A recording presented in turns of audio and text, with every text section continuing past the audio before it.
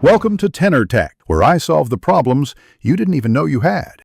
You begin by preparing the device and gathering credentials. Make sure it's charged and you have the account password or PIN ready.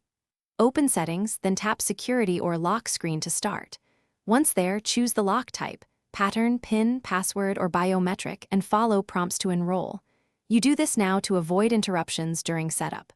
Also enable device backup or recovery email. This prevents lockout later. After enrollment, test unlocking once to confirm the chosen method works as expected.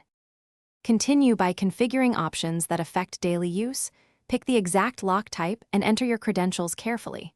Once done, set the auto-lock timeout to balance security versus convenience, shorter for public use, longer at home. Make sure notification content is set to hide sensitive info on the lock screen. If your OS supports trusted devices or smart lock, add them now to reduce friction.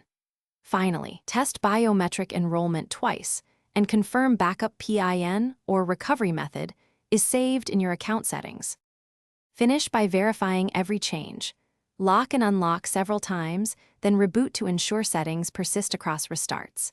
Once satisfied, record recovery codes or enable remote find and erase so you can regain control if stolen. Make sure automatic updates are allowed. They patch security holes that can affect lock behavior.